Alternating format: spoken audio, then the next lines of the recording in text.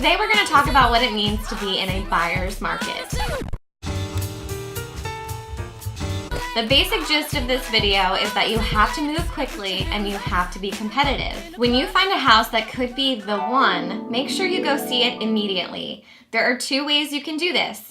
You can contact your realtor to set up the first showing available, or if you're not 100% sure about the house, you can just drive by and make sure that the location and the exterior of the home are exactly what you're looking for. Don't be weird or stalkerish though. Peeking in people's windows is frowned upon. The good ones sell fast, and I'm speaking from experience. When I was looking for my house, I missed out on so many beautiful options just because I didn't go see them quickly enough. I know I said in the last video that everything happens for a reason, but when I found my house, I was the very first person in the door. At the time, I was stalking my MLS search almost hourly.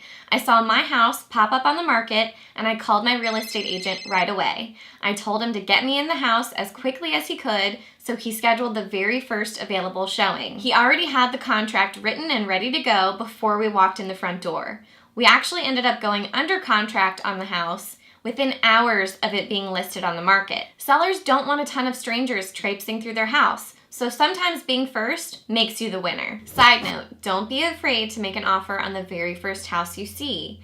If you don't, you may actually end up regretting it and comparing all the other homes to that very first house. If being first in the door isn't enough, be competitive. The first way to do that is to offer over asking price. Your realtor can guide you through that, but in the end, the sellers just want the most amount of money for their home. Also consider closing costs.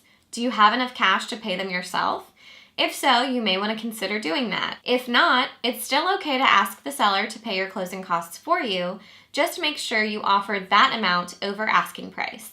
For example, if your closing costs are $6,000, just offer $6,000 over asking price so the seller isn't losing money on the sale of their home. And if you're totally confused, don't worry, I'll explain it to you when you're ready to write your offer. Another thing to consider is personal property.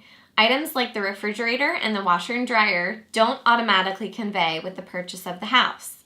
So if you want to keep those items, you have to write it into your offer. However, you may want to ask the seller if they're actually willing to sell those items before you assume that they're willing to let go of them. Side note, other appliances and fixtures are considered attached to the house, so those items automatically convey. Another way to appeal to the sellers is the closing date.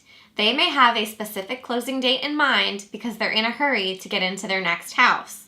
If you want to sway the sellers into your favor, offer the closing date that they're looking for. Two more quick and easy ways to make sure your offer stands out among the rest are to increase your earnest money deposit or include a personal note or video. So what happens after you make an offer? The sellers may reject it, which means they've accepted an offer from someone else.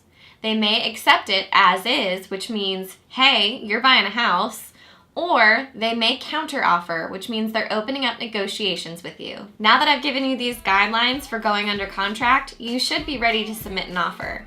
Don't come crying to me when a house slips out from underneath you.